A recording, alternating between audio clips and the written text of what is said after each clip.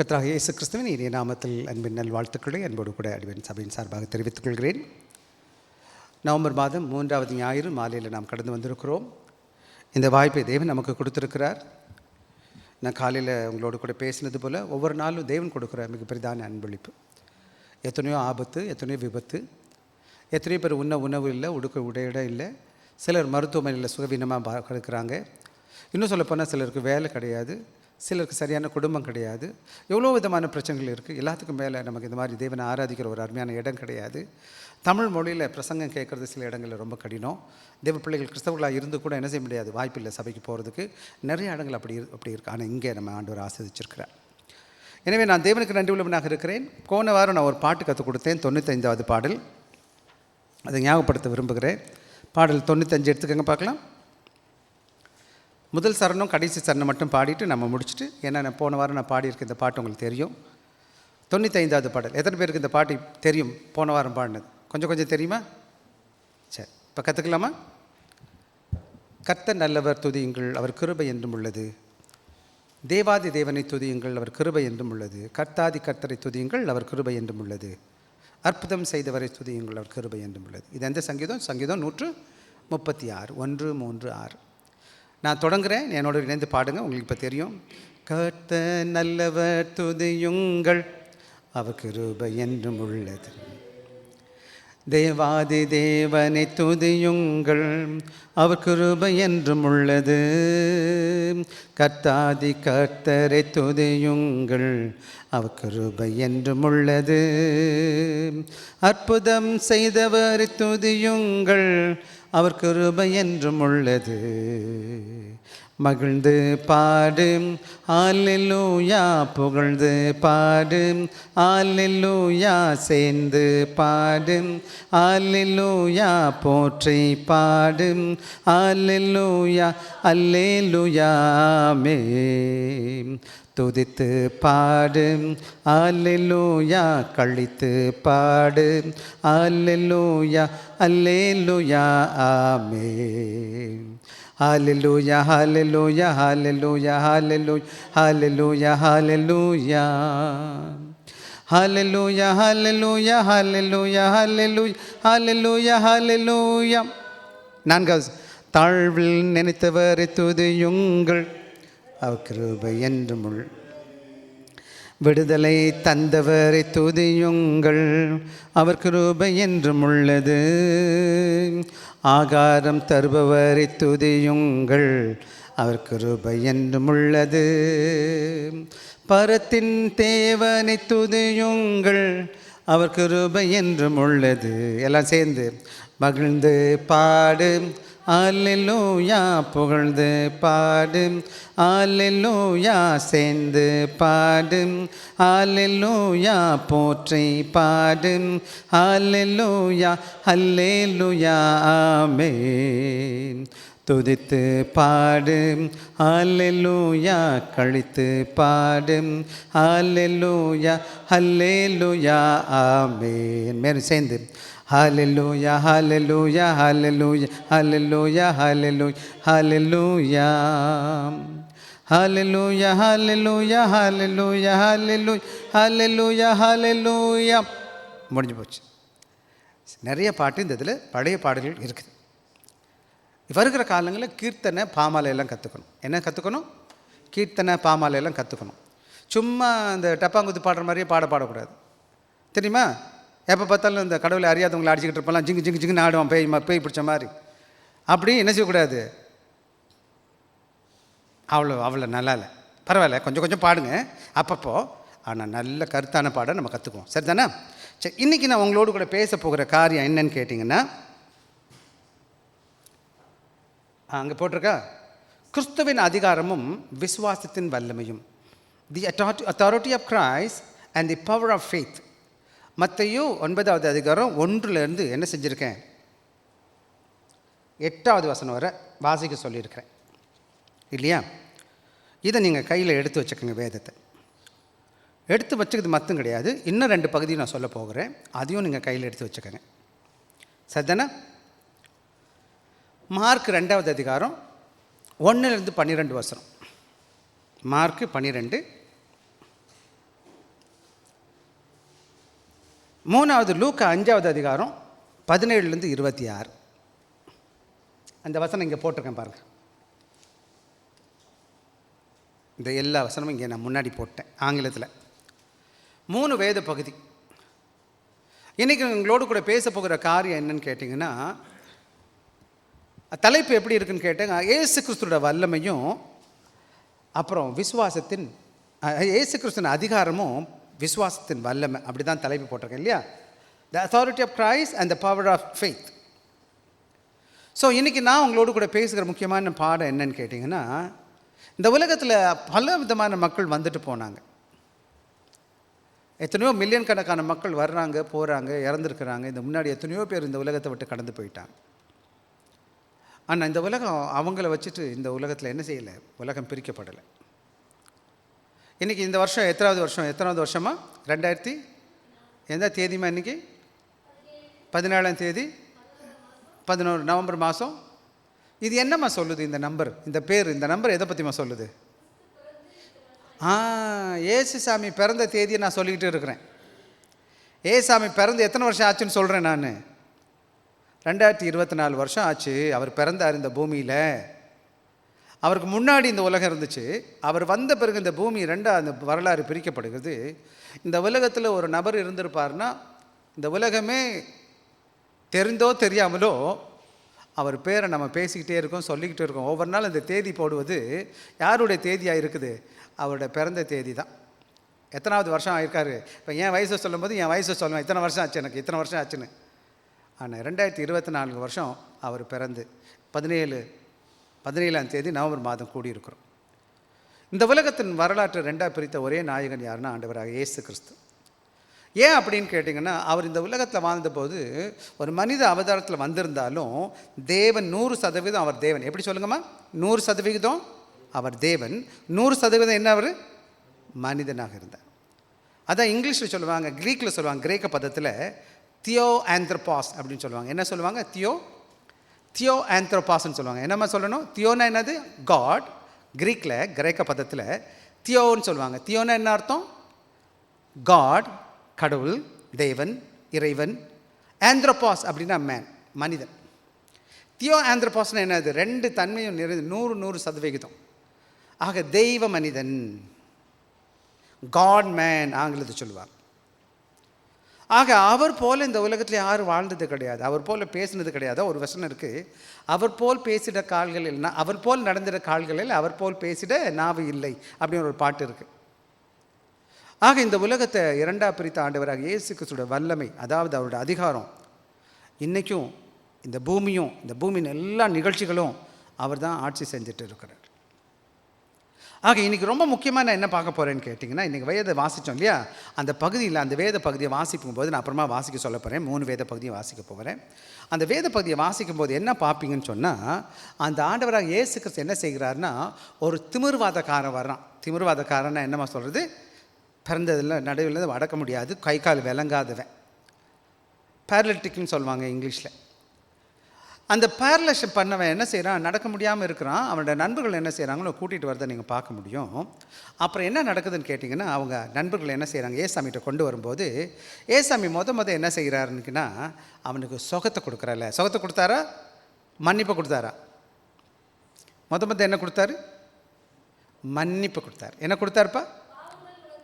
மன்னிப்பை கொடுத்தாரு. அப்புறம் என்ன கொடுத்தாரு? அதுக்கப்புறமா தான் எந்திரிச்சு நடன்னு சொல்லுவார், சுகத்தை கொடுத்தார். ஆக இந்த உலகத்திலே மிக விலையேறப்பெற்ற சொத்து என்னன்னு கேட்டிங்கன்னா, பாவ மன்னிப்பு. என்னம்மா? ஏன் பாவ மன்னிப்பு ரொம்ப முக்கியம்? அது என்னன்னு கேட்டிங்கன்னா, எனக்கு பாவம் மன்னிக்கப்பட்டால் தான் ஆண்டவரோடு கூட ஒப்புரவாகுவேன். ஆண்டோட ஒப்புரவானால் தான் என்னுடைய ரட்சிப்பு பூரணப்படுது. என்னோடய ரட்சிப்பு பூரணப்பட்டால் தான் இந்த பூமியில் நான் சுகவீனமாக மறித்து போனால் கூட ஆனால் பரலோகத்துக்கு நான் போயிடுவேன். புரியுதா என்ன சொன்னது? ஆனால் சில வேலைகளில் இப்படி எனக்கு சுகம் கிடச்சிச்சு, நான் ஆண்டோட பிள்ளையாக மாறல, என்ன நடக்கும்? நான் சுகமாயிருவேன், கொஞ்ச நாள் பூமியில் இருப்பேன், அதுக்கப்புறம் நரகத்துக்கு போயிடுவேனே.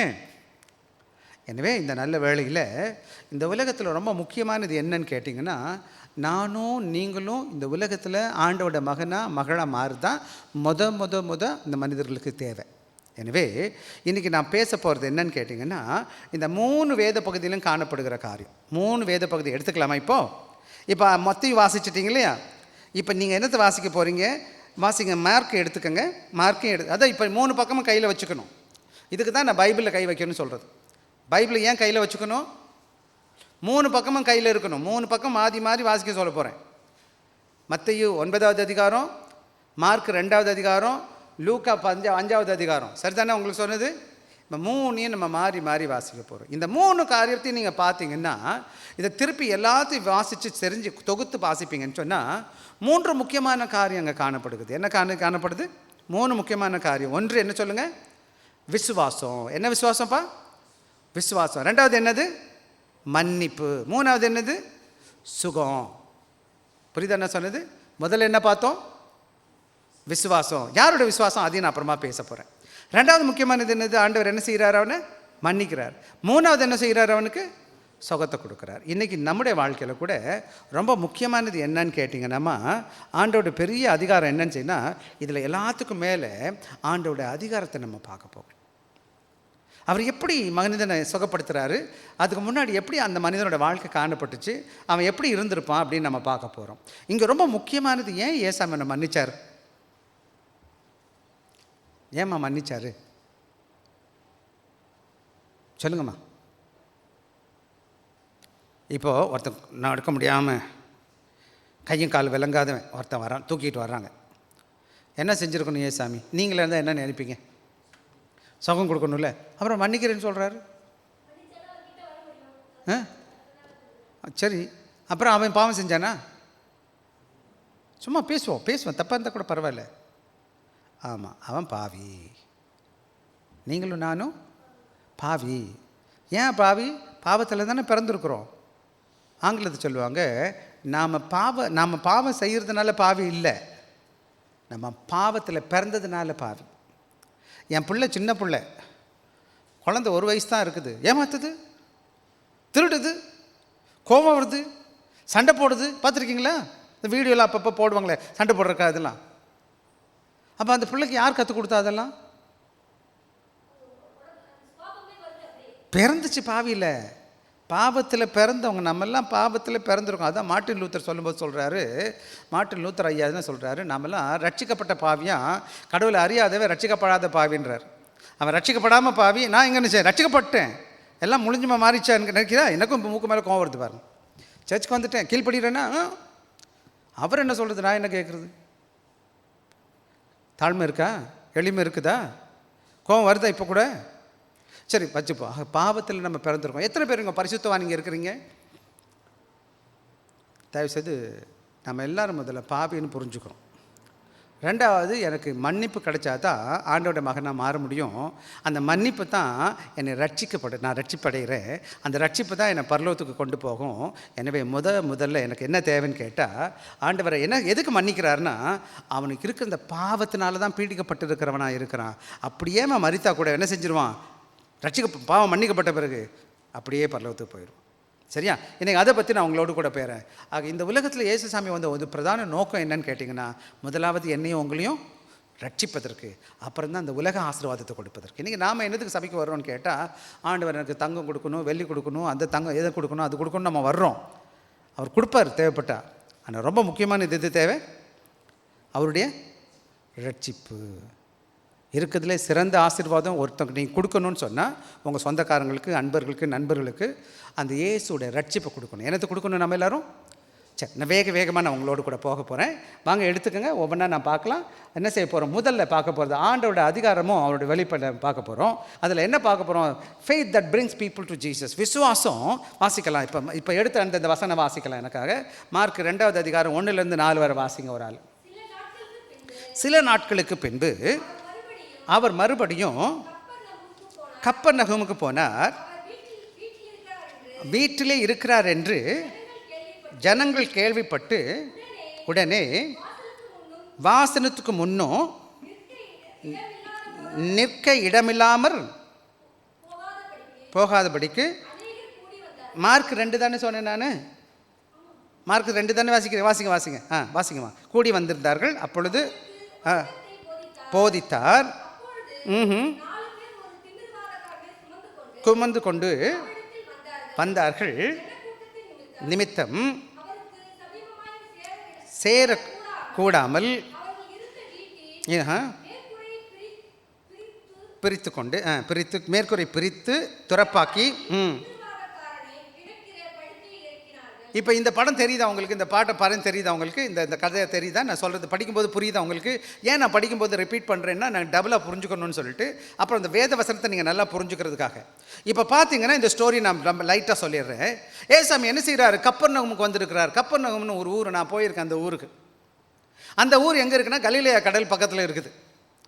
அங்கே தான் என்ன செஞ்சார் ஏசுசாமி, அது போட்டிருக்க அந்த இடத்துல நீங்கள் போனீங்கன்னா, இப்போ கூட ஊருக்கு போனீங்கன்னா அந்த ஊர் கப்பர்நகம்னு போட்டு ஏசு கிறிஸ்துவின் கிராமம் அப்படின்னு போட்டிருக்கோம், ஜீசஸ் டவுன் அப்படின்னு போட்டிருக்கோம். ஏசாமி அதிகமாக இருந்த ஒரு இடம் என்னன்னு கேட்டிங்கன்னா, அதுதான் அவர் அதிகமாக இருந்த இடம். அங்கே தான் பேதுருடைய வீடு கூட இருக்குது. புரியுதுங்களா உங்களுக்கு? சரி, அந்த கதைக்கு வந்துடும். இப்போ அவர் அங்கே வந்திருக்கிறாருன்னு கேட்ட உடனே அங்கே என்ன செஞ்சாங்களே கேள்விப்பட்டு, உடனே வாசலுக்கு முன் நிற்கக்கூடாத இடம் போகாதபடிக்கு அநேகர் கூடி வந்தாங்க. அங்கே நிறையா பேர் கூடி வந்துட்டாங்க. எத்தனை பேர் வந்திருக்கிறாங்கன்னு தென்னா அந்த கதவுக்குள்ளே போகவே முடியல. எல்லாம் முன்னாடி பின்னாடி ஆளுங்க கூட்டம் நிற்கிது. இந்த நேரம் பார்த்து என்ன செஞ்சிட்ருக்காங்கன்னா 4 பேர். அடுத்த 4வது வசனம் வாசிப்போம். வாசிங்க. அப்பொழுது 4 பேர் வந்தார்கள்.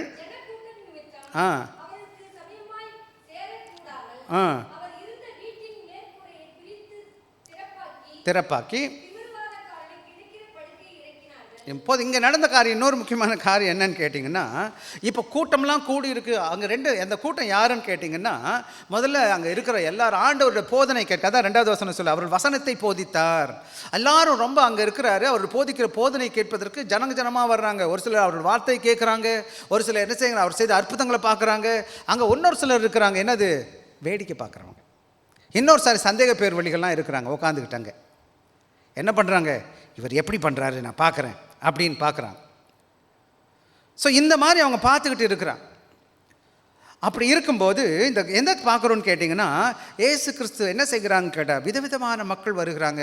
இதே போலவா இன்றைக்கி சபைக்குள்ளே நிறையா பேர் வர்றாங்க. அன்பான பிள்ளைகள், அவன் ஒவ்வொரு நோக்கத்தோடு வருவாங்க. எல்லாரும் ஆண்டோட பிள்ளைங்க நினச்சிடக்கூடாது. ஏசு கிறிஸ்து பார்க்குற வர்றவங்களாம் நல்லவங்கன்னு நினச்சிடலாமா? இங்கே 4 பேர் இருக்காங்க. இங்கே இருக்கிறவங்க எப்படி இருக்காங்கன்னு கேட்டிங்கன்னா, அப்படிப்பட்டவங்களாம் இருக்கிறாங்க. 4 விதமான மக்கள். சரியா?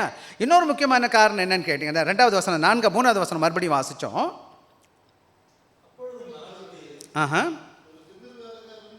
சுமந்து கொண்டு அவனிடத்தில் வந்தார்கள். இதே வேத பகுதி இன்னொரு வேத பகுதி வாசிக்கலாம். லூக்கா 5:18-19 வாசிங்க எனக்காக. அப்பொழுது சில மனுஷர் ஒருவனை படுக்கையோடு எடுத்துக்கொண்டு வந்து உள்ளே கொண்டு போகவும் போகணும். எப்படியாச்சும் இந்த பையனை என்ன செஞ்சிடணும், கொண்டு போகணும். இந்த நல்ல நண்பர்கள் எப்படிப்பட்டவங்களா இருக்காங்கன்னு கண்ணையா, இவங்க 4 நண்பர்கள். இவன் சிறு வயதில் அவனை பார்த்துருப்பாங்க. இவன் எப்போவுமே ஒன்றும் நடந்தது கிடையாது, வச்சது கிடையாது, ஒன்றும் பண்ண முடியாது. ஆனால் இந்த 4 நண்பர்களும் நல்ல நண்பர்கள், உண்மையான நண்பர்கள். இந்த நண்பர்கள் என்ன பண்ணுறான், எப்படியாச்சும் ஏசுக்கிட்ட கொண்டு போயிடணும்னு நினைக்கிறானு. யார்? இந்த அற்புதமான ஒரு மனுஷன், இந்த கை கால் வழங்காத 4 திமிர்வாதக்காரனை. என்ன பண்ணுறது, எப்படி கொண்டு போகிறானுங்க. கதவை பார்த்தா ஃபுல்லாக மூடி இருக்குது. எல்லா இடமும் ஆளுங்களாம் என்ன செய்யலை, போக முடியல. 4 பேர் என்ன பண்ணாங்கன்னு கேச்சிங்கன்னா, என்ன பண்ணாங்கப்பா, என்ன பண்ணாங்க? அதாவது 4 மார்க் 2:4 வாசிங்க. ஜனக்கூட்டத்தின் நிமித்தம் அவருக்கு சமீபமாக சேரக்கூடாமல் அவர் இருந்த வீட்டின் மேல்கூரையை வித்து என்ன செஞ்சு திறந்து திறப்பாக்கி, உடனே என்ன பண்ணிட்டான் தெரியுமா, இவங்க வீட்டுக்கு போய் இன்னொருத்தன் வீட்டுக்கு போய் எப்படியாச்சும் என்ன செஞ்சிடணும். இவங்க ஒரே ஒரு நோக்கம் தான் இருக்குது. இவங்களுக்கு என்ன நோக்கம் இருக்குது, எப்படியாச்சும் இவன் எப்படி யார்கிட்ட முடிச்சு கொண்டு போயிடணும், ஏசுசாமிகிட்ட கொண்டு போயிடணும். அவன் போயிட்டானா அவன் வாழ்க்கை மாறிடும் அப்படின்றது யாருக்கு தெரிஞ்சது, யாருக்கு இந்த உணர்வு இருந்துச்சு? இந்த 4 நண்பர்களுக்கு. இந்த திமிர்வாதக்காரனுடைய நண்பர்கள் இருந்து நம்ம 4 பேர். கூட்டம் ஒரு பக்கம் நெரிசலாக இருக்குது, போகிறதுக்கு ஏசாமிக்கிட்ட போகிறதுக்கு வழியே கிடையாது. ஆக அப்படிப்பட்ட சூழ்நிலையில் என்ன நடக்குதுன்னு கேட்டிங்கன்னா, இவங்க எதுவும் தாமதிக்கலை. போனால் வீட்டை திறந்துட்டான், வீட்டு மேலே உள்ள கூரையை திறந்துட்டு மேலேருந்து கீழே இறக்கி விட்டான். என்ன பண்ணிட்டான்? இறந்துட்டான். இதுலேருந்து என்ன தெரியுது எனக்கு? யாரோட விசுவாசம்? இந்த நண்பர் இந்த திமிர்வாதனுக்கு என்ன எதுவும் நடக்குதுன்னு தெரியல. இவனுக்கு இயேசுவாக இருந்தாலும் வர முடியாது. எப்படி இவன்கிட்ட பேச முடியும்? ஒன்றும் தெரியாது. ஆனால் இப்போ இயேசுவை பார்த்தே ஆகணும். என்ன பண்ணுறது? நான் எவ்வளோ தூரம் தூக்கிட்டு வந்தேன் அதுவும் தெரியாது.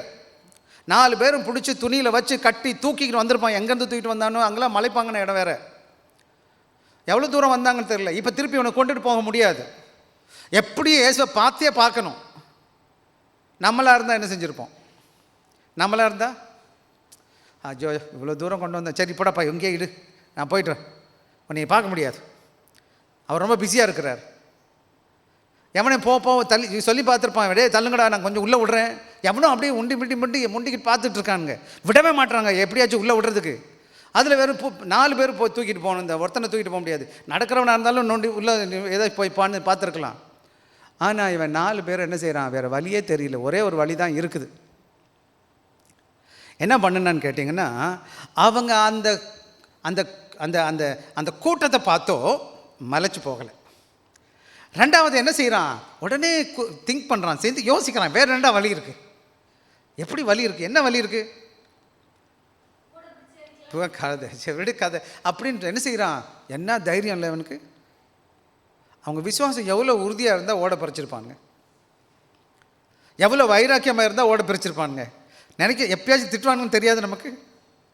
நம்ம பயம் இருந்திருக்கலாம். இன்னொருத்த வீட்டை போய் திறக்கிறது ஏதாவது நம்ம வீட்டை பிரிக்கிறதுக்கு நம்ம யோசிப்போம் 10 வாட்டி. இங்கே என்ன நடக்குதுன்னு கேட்டிங்கன்னா, அவங்க என்ன செய்கிறாங்க? ரொம்ப சிந்திச்சு அவங்க என்ன செய்கிறான்னு கேட்டால், 4 நண்பர்களும் அவனை தூக்கிக்கிட்டு போய் அந்த கூரையை பிரித்து, எவ்வளோ பெரிய கூரையாக இருந்திருக்கும்னு நினைக்கிறீங்க? யோசிச்சு பாருங்கள். அந்த ஓடை பிரிக்கிறான்னு வச்சுக்கோங்க, ஒரு பெரிய மனுஷனை கீழே இறக்கணும், எவ்வளோ பேரும் திறந்துருப்பானுங்க. அதுவும் கரெக்டாக யாருக்கு முன்னாடியே திறந்துட்டானுங்க. அங்கே பாருங்கள், அந்த படத்தை நான் போட்டிருக்கேன். யாருக்கு முன்னாடியே இறக்கி விட்டானுங்க. கரெக்டாக அவர் எங்கே உட்காந்துருக்கான்னு பார்த்து, உள்ளே இருக்கிறது எப்படி தெரியுமோ எனக்கு தெரியாது, நேரம் என்ன பண்ணிட்டானுங்க? ஏசு சாமியை கொண்டு வந்து கீழே, ஏசாமிக்கு ஜஸ்ட் முன்னாடி கொண்டு வந்து இறக்கி விட்டான். சில வேலைகளில் நம்முடைய வாழ்க்கையில் நாம் பல வேலைகள் நம்ம நினைக்கிறோம், ஒருத்தனுக்கு தங்கம் கொடுத்தா, பொருள் கொடுத்தா, ஆஸ்தி கொடுத்தா, அந்தஸ்து கொடுத்தா, அது கொடுத்தா, இது கொடுத்தா நல்லா இருவாங்கன்னு சொல்லிட்டு. அன்பான சகோதரனுக்கு இப்போ இந்த திமிர்வாதக்கான எவ்வளோ தங்கம் கொடுத்தா நல்லா இருந்திருக்கும் நீங்கள் நினைக்கிறீங்கப்பா? என்ன கொடுத்தா நல்லா இருந்திருக்கும் இவனுக்கு? இப்போ யார் தான் கொடுக்க முடியும்? அப்போ ஏசாமிகிட்ட நீங்கள் கொண்டே வரலையா யாரையும்? இந்த 4 நண்பர்களும் செய்த முக்கியமான ஒரு காரியம் என்னன்னு கேட்டிங்கன்னா, அந்த 4 பேரோட விசுவாசம், அவங்களுடைய செய்கை என்ன செய்யுதுன்னு கேட்டிங்கன்னா, இப்போ நான் அதை தான் அங்கே பார்க்குறேன். இந்த faith that brings people to Jesus. உங்கள் விசுவாசம் சிறப்பாக இருக்குமானா தான் நீங்களாக வரமாட்டீங்க, நீங்கள் மற்றவங்களை கூட்டிக்கிட்டு வர பார்ப்பீங்க. ஏன் நான் தனியாக வர்றேன் சபைக்கு பல வேலைகளில்? எனக்கு ஆண்டவர் மேலே சரியான விசுவாசம் கிடையாது. அவன் வந்தால் என்ன, அதாவது இப்போ பாருங்கள், இவன் எவ்வளோ பிரயாசம் இருக்குது தெரியுமா? இதில் ஒருத்தனை தூக்கிட்டு வருது, கொஞ்ச நேரம் தூக்கிட்டு வருதா? இல்லை கொஞ்சம் தூரம் தூக்கிட்டு வந்தால் ஒரு மனுஷன் தூக்குறது எவ்வளோ கஷ்டம் தெரியுமா உங்களுக்கு? இந்த மெடிக்கல் லைனில் வேலை பார்க்குறவங்க கொஞ்சம் கேட்டு பாருங்கள். சில நேரங்களில் பிள்ளைங்க ஒரு பெட்லேருந்து இன்னொரு பெட்டில் மாட்டுறதுக்கு அது மாட்டிக்கிட்டு முழிக்குங்க, விடுப்பெல்லாம் போச்சு. அதுவும் பொம்பளை பிள்ளைங்களாம் எல்லாம் அந்த அந்த வார்டிலெல்லாம் வேலை பார்க்குதுங்க. எப்படி தான் கஷ்டப்பட்டு வேலை பார்க்குதுன்னு தெரியல. தூக்க முடியாதுமா. அதுவும் 4 ஆம்பளைங்க தூக்குறாங்க பாருங்க, ஒருத்தர் 2 பேர் கிடையாது. Come come come come bring him. Welcome brother Felix. No problem, be there. No problem, thank you for coming. Turn around. He is the brother Felix. Welcome Felix. ஆக நானும் நீங்கள் நல்லா கவனமாக கவனிக்கணும். இந்த சாயங்கால வேலையில் மறந்துடக்கூடாது. இந்த உலகத்திலேயே மிக உன்னதமான ஆண்டவர் பாதத்தில் வருவதற்கு முக்கியமானது என்னன்னு கேட்ட விசுவாசம். ஆனால் இந்த 4 பேருடைய விசுவாசம் எப்படிப்பட்டதாக இருக்குன்னு கேட்டிங்கன்னா, கதவு மூடி இருக்குது, ஜனக்கூட்டமாக நிற்கிறாங்க, ஆக வழியே கிடையாது. ஆனால் மேலே ஒரே ஒரு மட்டும்தான் கூரையை பிரிக்கிறாங்க, கூரையை பிரித்து உள்ளே கொண்டு வந்துடுறாங்க. ஆக இன்றைக்கி நீங்களும் நானும் பல வேலைகளில் பலருக்கு நல்லது செய்ய முடியும். நான் நினைக்கிறேன் பொருளை கொடுக்குறேன், பொண்ணை கொடுக்குறேன், ஆசையை கொடுக்குறேன், அதெல்லாம் நிரந்தரமான சந்தோஷத்தை கொடுக்கவே கொடுக்காது. இயேசு ஒருவரால் மட்டும்தான் என்ன செய்ய முடியும்? எனக்கும் உங்களுக்கும் மீட்பை கொடுக்க முடியும், சுகத்தை கொடுக்க முடியும், சந்தோஷத்தை கொடுக்க முடியும். இவன் திமிர்வாதக்கான இருக்கிறான், ஒன்றுமே நடக்க முடியாது, பிறந்த தேதியிலிருந்து அவன் நடந்தது கிடையாது. இந்த மகனுக்கு அவங்க நல்லது செய்யணும்னு சொன்னான். அவன் எவ்வளோ அவனை நேசிச்சிருந்தாலும் சரி, ஒரே ஒரு அற்புதமான வழி நடத்தது இல்லைன்னு நான் கேட்டால் அவங்க ஆண்டவர்கிட்ட கொண்டு வந்துட்டாங்க.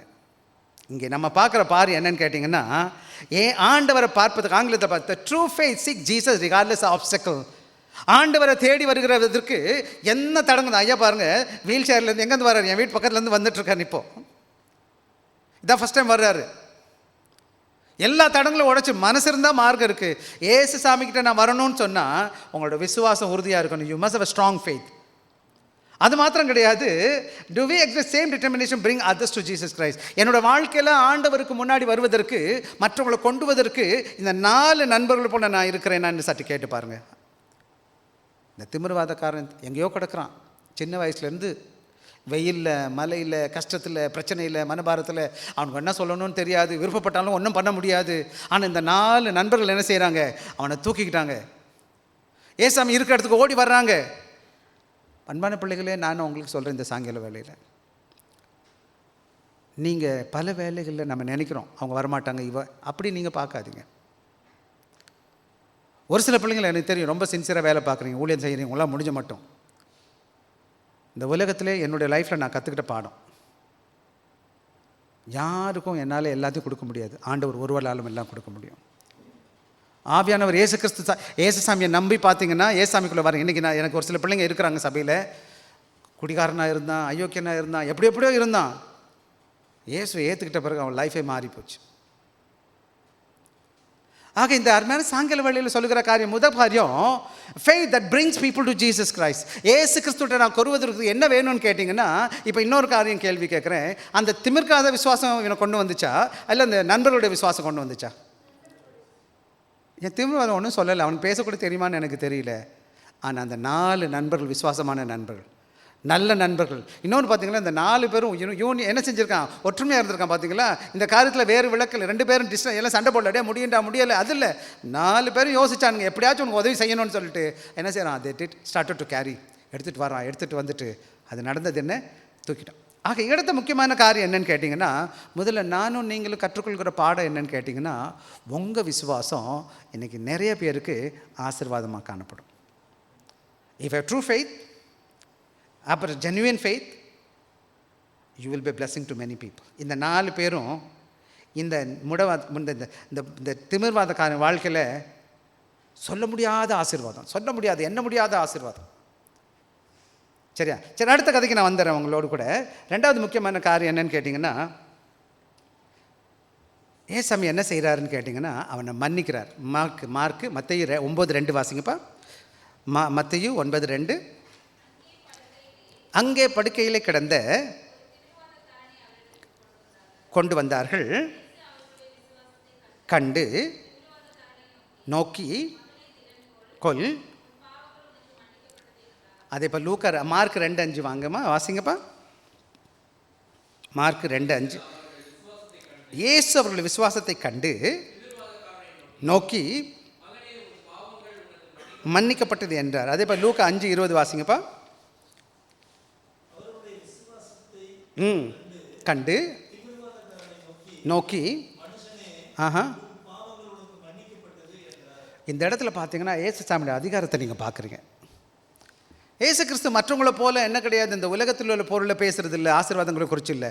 அவர் பரலோக ஆசீர்வாதத்தை பார்க்கிறவராக இருக்கிறார். இங்கே நீங்கள் நல்லா கவனமாக கவனிச்சிங்கன்னா, இந்த 3 வேத பகுதி வாசித்த வேத பகுதியில் இது யார் விசுவாசத்தை பார்த்தாருன்னா, அந்த திமிர்வாதக்காரனோட விசுவாசத்தை பார்க்கல. இந்த கொண்டு வந்தவங்க பார்த்தீங்களா, அவங்களோட விசுவாசத்தை பார்த்த உடனே இப்படி பெரிய அற்புதமான, அப்படியே இவ்வளோ மெச்சிக்கிறார். என்ன எவ்வளோ தடங்கள் இருந்த போது கூட எல்லா தடங்களையும் உதறி தள்ளிட்டு அவங்க என்ன செய்கிறாருன்னு கேட்டிங்கன்னா கொண்டு வர்றார். ஆக இங்கே ஏசாமி என்ன செய்கிறாருன்னு கேட்டிங்கன்னா, இந்த வசனம் சொல்லுது 2, அவன் திமிர்வாதக்காரன் நோக்கி, மகனே திடன்கொள், உன் பாவங்கள் உனக்கு மன்னிக்கப்பட்டது. ஆக இந்த வேத பகுதியில் நான் நல்லா கவனமாக கவனிக்கும்போது பார்க்கும்போது ஏசாமி அவன் என்ன செய்கிறாரு?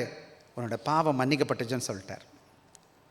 இன்றைக்கி நீங்கள் முதல்ல நான் அந்த கேள்வி கேட்டேன், இவனுக்கு முதல்ல என்ன கொடுத்துருக்கணும்? நம்ம சுகம் கொடுத்துருக்கோம். ஏன் சாமி என்ன செய்யலை? உடனே சுகம். முதல்ல எதை கொடுத்தாரு? பாவம். ஏன் பாவம் மன்னிப்பை கொடுத்தாரு? முதல்ல நானும் நீங்களும் தேவனோட ஒப்புரவாகணும். இந்த உலகத்தில் தேவனுக்கும் எனக்கு இடையில் இருக்கிறது என்ன? பாவம் தான். ஆதாம் செய்த பாவத்தினால நானும் பாவி, என் பிள்ளைகளும் பாவி, பாவத்திலே வாழ்ந்துட்டு இருக்கிறோம். ஏசு என்ற நபருக்கு முன்னாடி வர என் வாழ்க்கை பாவ வாழ்க்கை வாழ்ந்துக்கிட்டு இருக்கிறேன். என்னைக்கு ஏசு கிறிஸ்துட்ட வருகிறேனோ, ஏசு கிறிஸ்து என் வாழ்க்கை சொந்த ரட்சகரை ஏற்றுக்கொள்கிறேனோ, அன்னைக்கு முதல் காரியம் என்னோட லைஃப்பில் என்ன நடக்குதுன்னு கேட்டிங்கன்னா, ஏசாமி என்னோட பாவத்தை சுமந்துட்டாரு, அவரோட பாவத்தை அவரோட நீதி எனக்கு கொடுத்துட்டாரு, என் பாவம் மன்னிக்கப்பட்டுச்சு. அங்கே தான் ரட்சிப்பு நடக்குது. பாவம்னா என்ன அர்த்தம் தெரியுங்கன்னா, ஆண்டவரோடு கூட ஒப்புரவாகிறோம். நான் ரெக்கன்சிலியேஷன் வித் காட்னு சொல்லுவான். ஸோ ஆண்டவரோட ஒப்புரவாகிறது முக்கியமா அல்ல சரீர சுகம் மாத்திரம் முக்கியமானு கேட்டிங்கன்னா, இங்கே என்ன முக்கியம்னு கேட்டால் முக்கியம் என்னன்னு கேட்டிங்கன்னா, நான் ஆண்டவரோட மகனாக மாறணும். அங்கே இருக்கிற எல்லாருக்கும் ஆச்சரியப்படுறாங்க. என்ன பார்க்குறாங்க? என்னையா அவர் மன்னிக்கிறாரே, எல்லாம் யோசிச்சுருப்பாங்க எல்லாரும். அவர் என்ன பண்ணியிருக்கணும்? உடனே சுகம் கொடுத்துருக்க வேணாமா? சுகம் வேணும், இந்த உலக தேவைகள் வேணும், ஆசீர்வாதம் வேணும், கொடுப்பார் அவர். என்ன தேவை? ஆண்டவரோட பார்வையில் நமக்கு முதல்ல என்ன தேவைன்னா ரட்சிப்பு தேவை. அதனால தான் ஏசாமி இந்த பூமியில் வரும்போது எப்படி வந்தார்?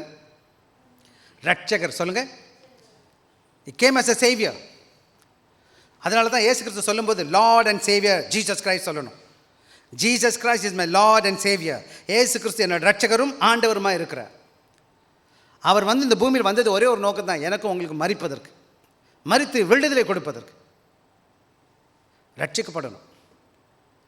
அப்போ ரட்சிப்பு ரொம்ப முக்கியமானு கேட்டார். ரொம்ப ரொம்ப முக்கியம். பொன் பொருள் வேலை ஆசீர்வாதம் சுகம் சந்தோஷம் ஆண்டவர் கொடுக்குறாரு. இந்த உலகத்தில் கொஞ்சம் காலங்க இருக்கிறோம், ஆண்டவர் கைவிட மாட்டார். எனக்கு ஆண்டவர் நிச்சயமாக என்ன பண்ணுவார்? என்னுடைய வாழ்க்கையில் நிச்சயம் 100% உலக தேவைகளை சந்திப்பார். ஆனால் எல்லாத்துக்கும் மேலே என்ன தேவை? ஆசீர்வாதம். லூக்கா 16 வாசிக்க வேணாம். லூக்கா 16 19வது வசனத்தில் வாசிச்சிங்கன்னா 2 பேர் இருந்தாங்க. ஒருத்தன் பணக்காரர் இருந்தான். வேணா வாசிங்க, லூக்கா 16 19 வாசிங்க. வாசிக்கப்பா. ஐஸ்வர்யமுள்ள ஒரு மனிதன் இருந்தான். அவன் இரத்தாம்பரமோ வெளியேறப்பட்ட வஸ்திரமோ. ஒரு மனிதன் காணப்படுகிறான், உலக ஆசீர்வாதம் சந்தோஷம் சமாதானம் எல்லாம் இருக்குது. இன்னொரு மனுஷன் வாசிங்கப்பா. அங்கே இன்னொரு தருத்தன் இருக்கிறான். அவன் லாசருன்னு பேர் அவனுக்கு இருக்குது, பணக்காரன் பேர் சொல்லப்படலை. அவன் பணக்காரன் எப்படி லாசரை பற்றி வாசிங்கப்பா. அவன் சரீர சுகவீனமாக இருக்கிறான்.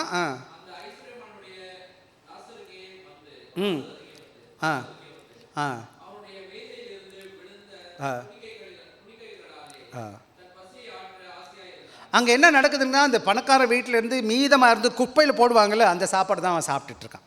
சரி, அடுத்த வசனம் வாசிங்கப்பா. தரித்திரன் மரித்து தேவனுடைய தூதர்கள் எங்கே கொண்டு போனாங்க? ஆபிரகாம் மடி, அதாவது பரலோகத்துக்கு போயிட்டான். அவன் எங்கே போயிட்டானா? அடக்கம் பண்ணப்பட்டு எங்கே போயிட்டானா? அதுக்கப்புறம் வாசிச்சு பாருங்க, நரகத்துக்கு போயிட்டான். போதும் வாசிக்க வேணாம். இப்போ நம்ம இங்கே பார்க்குறோம் பார்த்தீங்கன்னா, இவன் ஒருத்தன் லாசரு தரித்திரனாக இருக்கிறான், ஆனால் அவன் கடவுளோட மகனாக இருக்கிறான். இன்னொருத்தன் பணக்காரனாக இருக்கிறான், உலக ஆசீர்வாதத்தோடு காணப்படுகிறான், ஆனால் ஆண்டோட பிள்ளையாக இல்லை. ஆக இந்த உலகத்தில் நாம் பல வேலைகள் நம்ம என்ன நினைக்கிறோம்னா, பணக்காரனாக இருக்கிறவங்களாம் ஆண்டவரில் ஆசீர்வதிக்கப்பட்டவங்க அப்படின்னு நினைக்கிறோம். அது உங்களோட பார்வையில் வேணாம். ஆண்டவரோட பார்வையில் ரட்சிக்க பணக்காரன் கிடையாது. யார் இயேசு கிறிஸ்து கூட பிள்ளைகளாக இருக்கிறானோ, எவன் உள்ளத்தில் ஆண்டவராக ஆவியானவர் எனக்குள்ளே கிரியை செய்தாரோ, எவன் உன்னைக்கு கண்கள் திறக்கப்பட்டு அவன் பாவம் கழுவப்பட்டு இருக்கிறானோ, ஏசு கிறிஸ்துவ ரட்சகரனை அணிக்க செய்கிறானோ, அங்கே தான் ஆவியானோட கிரியை செய்யப்படும் போது ரட்சிக்கப்படுகிறான். அந்த ரட்சிப்பு நடக்கும்போது என்ன நடக்குது? அவன் தேவனுடைய மனிதனாக மாறுகிறான். இந்த உலகத்தில் பணம் இருக்குது, பதவி இருக்குது, வீடு இருக்குது, வசதி வாய்ப்பு இருக்குது, இல்லை கவலை இல்லை, நான் பரலோகத்துக்கு போவேன், எனக்கு அங்கே எல்லாம் கொடுக்கப்படும். நீ காலையில் கூட ஒரு பாட்டு நான் பாடும்போது சொன்னேன், இந்த உலகத்தில் பாடு, இன்னொருத்தருக்கு பகல் நகை இருக்குது, இன்னொருத்துக்கு இடம் இருக்குது, கோல்டன் சில்வர் இருக்குது, எனக்கு ஒன்றும் இல்லை, ஆனால் பரலோகத்தில் எல்லாமே எனக்கு இருக்கே. பரலோகத்தில் எப்படி இருக்குங்க? தங்க வீதியில் நடக்க போகிறேன். I'm going to walk on the golden street. My life அங்கே. இந்த உலகத்தில் எனக்கு இது இல்லாததெல்லாம் அங்கே ஆண்டவர் கொடுப்பார் எனக்கு. ஆக என்னுடைய வாழ்க்கையில் என்ன தேவைன்னா ரட்சிப்பு. என்னப்பா வேணும்?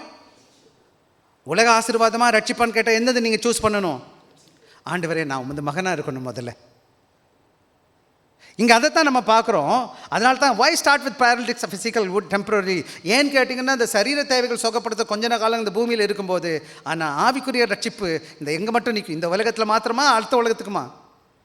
நான் ரட்சிக்கப்பட்ட எந்த உலகத்துக்கும் தாங்கும்? இந்த உலகத்தில் மாத்திரம் கிடையாது.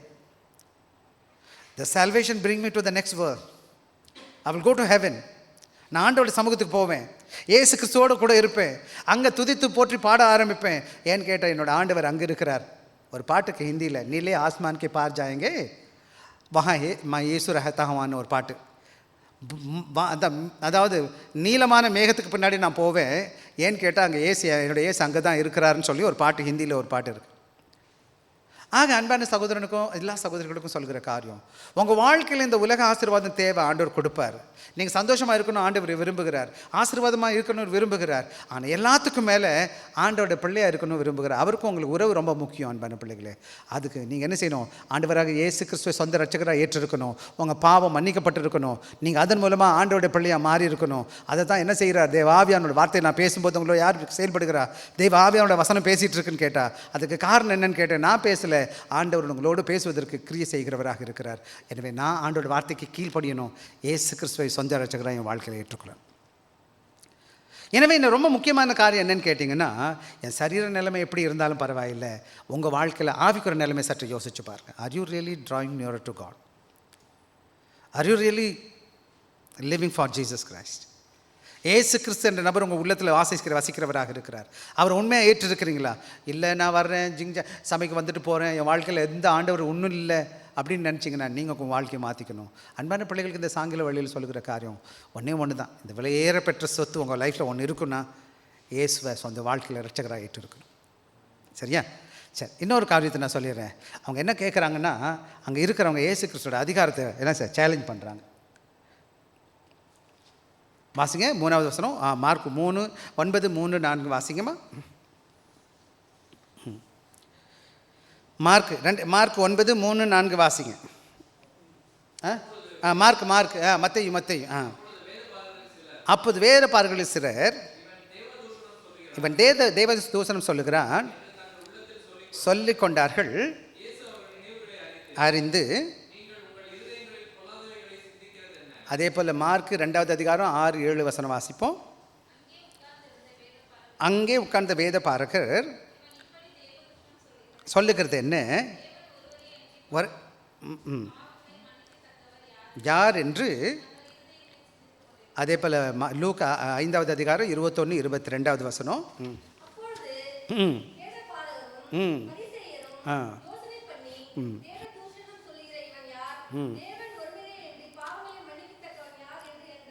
ஆக இங்கே நல்லா கவனமாக கவனிக்கணும். அங்கே இருக்கிற ஜனங்கள் அந்த இயேசு கிறிஸ்துவ, அங்கே கிட்டத்தில் இருக்கிற ஜனங்களுக்கு யாரும் புரியல, ஏசா யாருன்னு தெரியல, கேள்வி கேட்டுட்டு உட்காந்துருக்குறாங்க. இவர் என்னடா பாவத்தை மன்னிக்கிறாரு?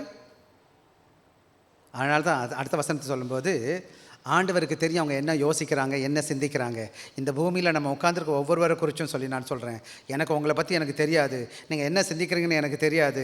அவர் முக்காலத்தை அழிந்தவராக இருக்கிறார். இன்னொரு 3 காலம் என்னது நேற்று இன்று நாளை எல்லா காலங்களும் அறிந்தவராக இருக்கிறார். Knows each and every thing about you. உங்கள் வாழ்க்கை தெரியும், உங்கள் பேச்சு தெரியும், உங்கள் சிந்தனை தெரியும், உங்கள் செயல்பாடு தெரியும். அவங்க உட்காந்து மனசில் நினச்சிட்டு இருக்காங்க. உடனே அவர் சொல்கிறார், நீங்கள் என்னப்பா இப்படி நினச்சிட்டு இருக்கீங்க? மனுஷகுமாரன் என்ன அதிகாரம் இருக்குது? சகலவற்றையும் அறிந்தவராக இருக்கிறார். அதை தான் ஆண்டவரை பற்றி சொல்லும்போது சொல்வேன், நல்லா புரிஞ்சுக்கோங்க. ஆல் நோயிங் காட், எல்லாவற்றையும் சர்வ ஞானி. என்ன வசனம்? சர்வ. அவருக்கு தெரியாதது எதாவது இருக்கா? நான் என்ன வேணாலும் நினச்சிட்டு உட்காந்துருக்கலாம். ஆண்டவர் சர்வத்தையும் அறிந்தவர், அவரால் கூடாத காரியம். சர்வ வல்லவர். அப்படி இன்னொரு வசனம் என்னது? சர்வ வல்லவர். சர்வ வல்லவர்னா ஓம்னி பொட்டன்னு சொல்லுவாங்க. அவரால் முடியாத காரியம் ஒன்றுமே இல்லை. ஏன்னா இந்த வேலையில் நம்ம கவனமாக கவனிக்கும் போது அவரோட விசுவாசம் எப்படி இல்லை, அங்கே 4 பேரை இறக்கி விட்ட விசுவாசம் எப்படி இருக்குது? அவங்க என்ன நினச்சி இறக்குனானுங்க? இந்த ஆண்டவருக்கு இவனுக்கு சுகம் கொடுக்க முடியும்னு நினச்சி இறக்குனானுங்க. ஆனால் அங்கே உட்காந்துக்கிட்டு இருக்கான் நிறைய பேர், வசனத்தை கேட்டுட்ருக்கான், பக்கத்தில் உட்காந்துட்ருக்கான். ஆனால் அவன் என்ன செய்கிறான்? அவர் இயேசு கிறிஸ்துவ சந்தேகம் பண்ணுறான். சந்தேகம் ஆக இன்றைக்கி நீங்களும் நானும் சபையில் வரலாம், பாட்டு பாடலாம், கேசுக்கிட்ட வந்து உட்காந்துருக்கலாம், பல வருஷமாக சபையில் உட்காந்துருக்கலாம். ஆனால் உங்கள் விசுவாசம் யார் மேலே இருக்குது? உங்கள் விசுவாசம் எப்படிப்பட்டதாக இருக்குது? இந்த இயேசு கிறிஸ்து யார் உங்கள் வாழ்க்கையில்? அவர் என்ன அதிகாரம் இருக்குது அவருக்கு? நம்ம பல வேலைகள் என்ன செய்யலை, விசுவாசிக்கலை. இன்றைக்கி நல்லா கவனமாக கவனிங்கப்பா. சபைக்கு வந்து உட்காந்து வருஷக்கணக்கில் உட்காந்துருப்பான், ஒன்றுமே ஆகாது, அப்படியே தான் இருப்பான். 20 வருஷம் பார்த்துருக்கேன், 10 வருஷம் பார்த்துருக்கேன். எதை மாறி இருக்கானா, சபையில் வந்து மட்டும் குதிப்பான், ஆடுவான், கத்துவான், அப்புறம் காண போயிடுவான். அதுக்கப்புறம் மாற்றம் இருக்கா? ஏன்னு கேட்டால் அவன் வாழ்க்கையில் இயேசு கிறிஸ்து என்ன செய்யலை, அவன் சரியாக விசுவாசிக்கலை. அம்மா, நான் ஆண்டவர் அறியாத குடும்பத்திலேருந்து பிறந்து வரேன். 13 வயசுக்கு அப்புறம் இந்த வழியில் ஆண்டவர் வழி நடத்தினார். இயேசு கிறிஸ்து வந்தவர் என் வாழ்க்கை மாற ஆரம்பிச்சு. அன்றைக்கி அப்புறமா எல்லாத்தையும் எனக்கு நல்லா தான் வேலை பார்த்துட்ருக்கேன், கவர்மெண்ட்டில் தான் இருக்கிறேன். வயசு சின்ன வயசு தான், எனக்கு 30 வயசு கூட ஆகலை. ஆனால் எனக்கு எப்படியாச்சும் ஆண்டவரை பற்றி சொல்லணும், ஆண்டவர் ஊழியம் பண்ணணும். பெரிய பெரிய ஊழியம், அந்த ஸ்டேஜ் இந்த ஸ்டேஜ், ஊழியமாக பார்க்குறது. அப்போவே எல்லோரும் என்னை ஊழியக்காரன் தான் சொல்லுவாங்க. ஆஹா, எனக்கு பத்தலை, கையில் விட்டுட்டேன். பைபிளை தூக்கி கையில் வச்சுக்கிட்டேன். பைபிளை தூக்கி நான் பாட்டுக்கு வந்துட்டேன். கஞ்சி எங்கே கிடைக்கும் எனக்கு தெரியாது, என்ன நடக்கும் எனக்கு தெரியாது. ஆனால் ஒன்று மட்டும் தெரியும், என்னோடய ஆண்டவர் கைவிட மாட்டார். அவருக்கு கொடுக்க முடியும், எனக்கு தேவைகளை சந்திக்க முடியும். இன்றைக்கி விட்டு 27 வருஷம் ஆச்சு. நான் நிச்சயம் என்ன எல்லாம் சிலர் சொன்னாங்க, இவன் கிறுக்க வேலையை விட்டுட்டான். உண்மையில் நான் ஒரு கிறுக்கன் தான், எனக்கு தெரியாது ஒன்றும். ஆனால் என்னோடய ஆண்டவர் அப்படி இல்லை. பல வேலைகளில் உங்கள் விசுவாச வாழ்க்கை ரொம்ப முக்கியமானது. இந்த 4 பேரோட விசுவாசம் பார்த்தீங்கன்னா, உறுதியான விசுவாசம், விடாப்பிடியாத விசுவாசம். சூழ்நிலையை பார்க்கும்போது எதுவுமே வராது. சில வேலைகள் நம்முடைய சூழ்நிலையை பார்த்தா எதுவுமே நடக்காத மாதிரி தான் இருக்கும். நான் வீட்டை விட்டு வேலையை விட்டுட்டு உள்ளே வரும்போது, ஊழியத்துக்கு வரும்போது எனக்கு யாருமே தெரியாது, கிறிஸ்தவங்களே தெரியாது. என் வீட்டில் எல்லோரும் இந்துக்களாக இருந்தாங்க, கடவுள் அறியாதவங்களாக இருக்கிறாங்க. நான் ஒருத்தன் தான் இயேசு ஏற்றுட்ருக்கேன். எங்கள் அப்பா அம்மாட்ட போய் நான் சொன்னேன், அதாவது எங்கள் அப்பா அம்மா என்னை படிக்க வைக்கல, இருந்தாலும் நான் போய் சொன்னேன், அந்த மாதிரி ஊழியத்துக்கு போகிறேன். அப்போ நீ எப்படி நீங்கள் அதை சொல்ல, நான் ஊழியத்துக்கு போகிறேன் அப்படின்னு சொல்லிட்டு அவங்கள்ட்ட ₹1 அதுக்கப்புறம் ஒரு காசு கூட நான் வாங்கவே இல்லை. வேறு யார்ட்டையும் கூட போய் நிற்கிறது இல்லை. ஆனால் கடவுள் ஒரு சாயர் வச்சுருந்தார், அவர் மூலமாக கொஞ்சம் உதவி செஞ்சாங்க 3 வருஷத்துக்கு எனக்கு. அதுக்கப்புறம் வேலை இங்கே கடவுள் வழி நடத்திட்டாருன்னு வச்சுக்கோங்களேன். ஸோ உங்கள் வாழ்க்கையில் அந்த இயேசு எங்கே இருக்கிறார், எப்படிப்பட்டவராக இருக்கிறார், எப்படிப்பட்ட வல்லமை உள்ளவராக இருக்கிறார், அதுதான் கேள்வி. Is like any other god. ஏதோ 10ல் 11 கடவுளாக உங்கள் கடவுள், நீ ஆராதிக்கிற ஆண்டவர் அவர் ஒன்றுமே செய்ய முடியாதவராக இருக்கிறாரா? பல வேலைகள் உங்களுடைய பிரச்சனைகளுக்கு அடிப்படை காரணம் என்னன்னு கேட்டிங்கன்னா, உங்களுடைய விசுவாசம் சரியில்லை. என்ன பண்ணுறோன்னு கேட்டிங்கன்னா, என்னோட ஆண்டவருக்கு எதுவும் செய்ய முடியாதுன்னு நினச்சிடுவாங்க. நீங்கள் உட்காந்து சந்தேகப்படுற மாதிரி அங்கே இருக்கிற ஜனங்கள் எப்படி செஞ்சாங்க, சந்தேகப்படுற மாதிரி என்ன செஞ்சார், செய்ததை நீங்கள் பார்க்குறீங்க. வாசிக்கலாம், எனக்கு தொடர்ந்து எடுத்து வாசிங்க, எனக்காக வாசிங்க. எனக்கு 9வது அதிகாரம் மத்தேயு 9:5-6-7 வாசிங்க மறுபடியும். உங்கள் பாவங்கள் மன்னிக்கப்பட்டது சொல்வதோ எது எளிது உண்டென்று சொல்லி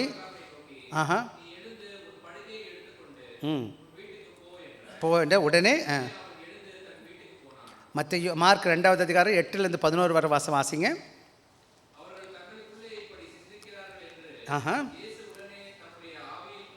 அறிந்து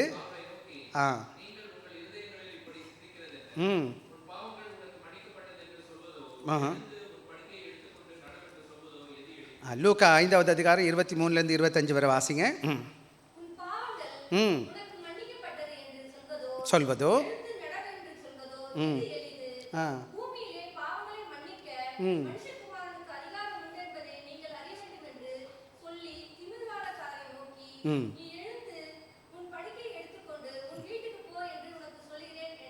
ஆக உடனாக ஆண்டவராக இயேசு என்ன செய்தார், மண்டித்ததுக்கு அடையாளமாக அவனுக்கு என்ன பண்ணுறாருன்னு கேட்டால், எழுந்து நடப்பா அப்படின்ட்டார். ஆண்டவர் என்ன கட்டளை கொடுக்குறார், எந்திரிச்சு நட அப்படின்றார். இதுவரை அவன் என்னவாக தான் இருக்கிறான், சுகவீனமாக தான் இருக்கிறான், படுக்கையில் தான் இருக்கிறான், அவன் நடக்க முடியாதவன். பிறந்த தேதியிலேருந்து வாழ்க்கை முழுவதும் அவன் திமிர்வாதக்காரனாக இருக்கிறான். என்ன இருக்கிறான், அவனால் ஒன்றுமே பண்ணினது இதுவரை கிடையாது. எல்லாரும் பார்த்துட்டு உட்காந்துருக்கிறாங்க. ஆண்டவர் சொல்லுகிறேன், சரி எந்திரிச்சு நடப்பா அப்படின்றார். நம்முடைய வாழ்க்கையில் ஆவிக்குரிய ஆசீர்வாதத்தின் அதாவது வெளிப்பாடு தான் இந்த உலக சமாதான சந்தோஷம் ஆசீர்வாதம். இல்லை, நான் கோடிக்கணக்கில் கொட்டி வச்சுருந்தாலும் ஆண்டோட ஆசீர்வாதம் இல்லை, மன்னிப்பு இல்லை, சமாதானம் இல்லைன்னு வச்சுக்கோங்களேன், எந்த பொருளும் எனக்கு சமாதான சந்தோஷத்தை முழுமையாக கொடுக்க முடியாது. இன்றைக்கி கடவுளை அறியாதவனுக்கு என்னை விட கூட வச்சுருக்கான் எல்லாத்தையும். என்னை விட பாப்புலராக இருக்கிறான், என்னை விட எல்லாத்தையும் கூட வச்சுருக்கிறான். ஆனால் என்ன இல்லை அவன்கிட்ட? ஆண்டோட உண்மையான உள்ளான ஆசீர்வாதம் கிடையாது. சரீர சுகம் இருக்கலாம், சமாதானம். ஆனால் ஆண்டோட சமாதானம் இருக்கா உங்களுக்கு? ஆண்டோட விடுதலை இருக்கா? ஏசுசாமி கொடுக்குற ஆசீர்வாதம் எப்படின்னா உள்ளேயும் வெளியிலையும். எப்படிங்கம்மா? உள்ளே கொடுத்தாரு, ரெண்டாவதுலாம் வெளியில் கொடுக்குறாரு. உள்ளே சொன்னார் மன்னிச்சிட்டேன்னு சொன்னார், உள்ளான பாவம். வழியில் எழுந்து நடன்னு சொல்கிறாரு, கரல் முடெல்லாம் சரியாச்சு, டக்குன்னு எந்திரிச்சு நடக்க ஆரம்பிச்சிட்டான். ஆண்டவர் செய்யும்போது என்னைக்கு ஆண்டவருக்கு நீங்கள் கீழ்ப்படுகிறோம், வார்த்தைக்கு கீழ்ப்படும் போது அந்த விசுவாசத்தின் வெளிப்பாடு என்ன பண்ணுன்னு கேட்டிங்கன்னா, இட் கம்ப்ளீட், முழுமையான என்னது? Healing and is faith. அந்த விசுவாசத்தின் வெளிப்பாடு தான் நம்முடைய பரிபூர்ண வாழ்க்கையின் வெளிப்பாடு. சில வேலைகளில் இந்த உலகத்தில் பாடுகள் கொஞ்சம் காலங்கள், பவுல் சொல்கிறார்ல, அது சீக்கிரத்தில் நீங்கள் விடுந்த லேசான உபத்திரம்ன்றார். சுகவேனம் கொஞ்சம் காலங்கள் இருக்கலாம், பலகீனம் காலம் காணப்படலாம். ஆண்டோட பிள்ளைகளுக்கு இந்த சாயங்கால வேளையில் சொல்கிற காரியம் முக்கியமான ஒரு காரணம். ஏசுசாமி கிட்ட வந்த பிறகு இந்த சரீர ஆவிக்குரிய முதல்ல எனக்கு கேட்க வேண்டியது, ஆண்டவர்கிட்ட கேட்கணும், ஆண்டவரே என்னையே உள்ளே மாற்றுங்க சுவாமி, நான் உமக்கு உண்மையாக இருக்கணும்ப்பா, உமது சித்தத்தை செய்யணும், எனக்கு உமது நாமத்தை மகிமைப்படுத்தணும். அப்புறம் இந்த உலக தேவைகளை எனக்கு கேட்காட்டியே கொடுத்துருவார். என்னை பொறுத்தளவு நான் நன்றேன், ஆண்டோட காரியத்தை நான் செய்வேன்னு சொன்னால் ஆண்டவர் எனக்கு இந்த உலக காரியம் கொடுப்பாரா கொடுக்க மாட்டாரம்மா? ஆண்டவருக்கு பிரியமாக வாழ்கிறேன்னா இந்த பொன் பொருள் அவருக்கு கஷ்டமா? இந்த உலக தேவைகளை அற்புதமாக சந்திப்பார் ஆண்டு. இன்றைக்கி நான் சொல்கிறேன் உங்களுக்கு, இந்த காலையில் நான் பேசுனது போல், இன்றைக்கி நான் சுகத்தோடு காலையில் எழுந்திருக்கிறேன், கண்ணை திறந்து பார்க்குறேன், காது கேட்குது, கையால் தொட முடியுது, என்னால் பேச முடியுது, என்னால் நடக்க முடியுது, என்னுடைய வேலையை நானே செஞ்சுக்க முடியுது. கடவுளுக்கு நன்றி செலுத்துங்க. இதுக்கு தங்கம் வெளியெல்லாம் கொடுக்க வேண்டியதில்லை, அவர் கொடுத்ததுனால தான். சுவாசிக்கிறேன், நல்ல காற்று, நல்ல வெளிச்சம், நல்ல வெயில், எல்லாம் கடவுள் கொடுத்துருக்காரு. சிங்கப்பூரில் வச்சுருக்கிறாரு. எத்தனையோ ஊரில் பாம்பு விழுந்துக்கிட்டு கிடக்கு, எத்தனையோ பேருக்கு விதவிதமான பிரச்சனைகள் மக்கள் வாழ்ந்துட்டுருக்காங்க. இன்றைக்கி ஆண்டவர் என்னை பாதுகாத்து வச்சுருக்கிறார். Is protected me. ஆனால் வெளியேறப்பட்ட சொத்து என்ன தெரியுங்களா? இந்த உலக ஆசீர்வாதம், லௌகிக ஆசீர்வாதம் இல்லை, ஆண்டவரோட ஆசீர்வாதம், ரட்சிப்பு. அந்த ரட்சிப்பு எப்படி இருக்குது? முழுமையான ரட்சிப்பு. Then means immediate opinions demonstrate by complete. அப்போ உடனே அவன் என்ன, காது கேட்குது போல் எந்திரிச்சு நடன்னு சொன்ன உடனே அவன் என்ன செஞ்சுட்டான்னு கேட்டிங்கன்னா, என்ன செஞ்சாப்பா? உடனே எந்திரிச்சு என்ன செஞ்சிச்சு? ஆக இங்கே நம்ம பார்க்கும்போது என்னென்னு பார்த்தோன்னா, ஏசு கிறிஸ்துவோட அதிகாரம் என்ன பண்ணுதுன்னு கேட்டிங்கன்னா, அவனோட வாழ்க்கையில், அவனோட ஆவிக்குரிய வாழ்க்கையில், அவன் சரீர வாழ்க்கையில், அவன் உணர்வில் எல்லாத்துலேயும் பாதிப்பை ஏற்படுத்துது. அவன் என்றைக்கு இயேசுன்ற நபரை ஏற்றுக்கொண்டானோ அவன் ஆவிக்குரிய வாழ்க்கையில் ஆண்டோட மகனாக மாறிட்டான். அது மாத்திரம் கிடையாது, அவன் சரீரத்தில் உள்ள பலகீனங்கள்லாம் அவனுக்கு சுகமாயிருச்சு. அவன் உள்ளத்தில் எப்படி இருந்திருக்கும்? எப்படி இருந்திருப்பான்? துக்கமாக இருந்திருப்பானா, சந்தோஷமாக இருந்திருப்பாமா? சந்தோஷம். இதுவரை அவன் முகத்தில் சந்தோஷம் பார்த்துருப்போமா? இதாங்க ஆண்டவர் கொடுக்குறார். அதான் சங்கீத வசனம் சொல்லுது நீதிமொழிகளில், கர்த்தருடைய ஐஸ்வர்யம் ஆசீர்வாதத்தை தரும், அதோடு கூட்ட. அப்படின்னா என்னம்மா? கடவுள் கொடுக்குற ஆசீர்வாதம், ஐஸ்வர்யம்னா என்னது? எல்லாம் வரும். ஆனால் அதில் என்ன இருக்காது? தீங்கு இருக்காது. இன்றைக்கி ஏமாற்றி பொய் சொல்லி திருடி மற்றவன் போல் அவனெல்லாம் அடித்து கிடிச்சு சம்பாரித்து வச்சுருப்பானுங்க. என்கிட்ட ஒருத்தன் தூக்கிட்டு போயிடுவான். இல்லைன்னா அது பக்குன்னு அவனுக்கு பயந்துக்கிட்டே இருப்பான். இன்றைக்கி நம்மள்ட்ட ஒன்றும் பெருசாக வைக்கலன்னா பரவாயில்ல, நம்ம முகத்தோடு சந்தோஷமாக இருக்கிறோம், ஆண்டவர் கிருபையாக நடத்தியிருக்கிறார். உண்மையில் நான் உங்களுக்கு சொல்கிறேன், எனக்கு என்னோடய வாழ்க்கையில் கடவுள் கொடுத்த பெரிய சொத்து என்ன தெரியுமா நான் பார்க்குறேன்? இந்த ஜனங்களை தான் நான் பார்க்குறேன். ஆண்டவர் கொடுத்த சொத்து தங்கமா வெள்ளியா? ஜனங்கயா. ஆண்டோட பிள்ளைங்களை பார்க்கும்போது எனக்கு ரொம்ப சந்தோஷம். ஆண்டவர் அதை தான் விரும்புகிறார். இன்றைக்கி அவரோட பிள்ளைங்க அவர்கிட்ட போகணும், அவரை தேடணும், அவர்கிட்ட கேட்கணும், ஆண்டவரே எனக்கு கிருபை தாங்க சுவாமி. இங்கே நான் பார்க்கும்போது அவன் முழுமையான ஆசீர்வாதத்தை பெறுகிறத நாங்கள் பார்க்க முடியும். அங்கே இருந்த பிரச்சனை என்னென்னு கேட்டாங்க, மக்கள் எப்படி பார்த்தாங்கன்னு பார்க்கலாமா? வாசிக்கலாம். 9:8 வாசிங்கப்பா, கடைசி வசனம். மார்க்கு மத்தேயு 9:8. ஜனங்கள் அதை கண்டு ஆச்சரியப்பட்டு உடனே இந்த அற்புதத்தை நடக்கிறத பார்த்த உடனே, அதே பாரி மார்க் 2:12 வாசிக்கலாம் எனக்காக. எடுத்துக்கொண்டு போனான், ஆச்சரியப்பட்டு நாம் ஒரு காலும் கண்டதில்லை என்று. அதே போல் லூக்கா 5:26 கூட வாசிக்கலாம். அதனால் எல்லாரும் ஆச்சரியப்பட்டு மகிமைப்படுத்தினார்கள். அவர்கள் அல்லாமலும் நிறைந்தவர்களாகி. அங்கே பார்த்தீங்கன்னா இன்னொருத்தர் மார்க்கில் 2 சொல்லும்போது, இப்படி ஒரு காலம் இப்படி கண்டதில்லை என்று சொல்லி தேவனை மகிமைப்படுது. எல்லாரும் ஆச்சரியப்படுறாங்க. ஏசாமி இந்த உலகத்தில் வாழும் பொழுது விசேஷமாக கப்பர்நகமாக இருக்கட்டும், இஸ்ரேல் நாட்டு போனீங்கன்னா கப்பர்நகம் தான் நிறைய அற்புத இடங்கள் இருந்த இடம். இன்றைக்கி கூட அந்த பகுதிக்கு போனீங்கன்னா அந்த இதெல்லாம் எழுதி வச்சுருக்கிறாங்க நிறைய இடங்களில். உலகத்தில் இயேசு கிறிஸ்து இந்த பூமியில் வாழ்ந்தபோது அவர் செய்த அற்புதம் போல் இந்த உலகத்தில் இன்னொருத்தவங்க செஞ்சது கிடையாது. பிறவி முடவன், அதில் திமிர்வரக்காரன், மருந்தோ மாத்திரையோ பணமோ பதவியோ எதுவும் மாற்ற முடியாது. ஆண்டவர்கிட்ட வரும்போது ஒரு நொடியில் மாறிட்டான். இதை அவங்க பார்த்தாங்க. அவங்க அங்கேருந்து வரும்போது எப்படி தான் வந்தான், மேலே அவன் என்ன செய்கிறான், அவங்க தூக்கி இறக்குறாங்க, 4 நண்பர்களை இறக்கி விட்றாங்க. அப்படி தான் அவன் வந்தான். ஆனால் போகும்போது எப்படி போகலன்னு கேட்டிங்கன்னா அந்த வசனம் சொல்லுது, அவன் உடனேன்ற வார்த்தை இருக்கு பாருங்க. அவன் எழுந்து தன் படுக்கையை எடுத்துக்கொண்டு எல்லாருக்கும் முன்பாக என்ன செய்கிறான், எல்லாரும் வரும்போது எப்படி வந்தான் பார்த்தீங்கன்னா படுக்கையில் வந்தான். யாரோ தூக்கிட்டு வர வேண்டியது இருந்துச்சு.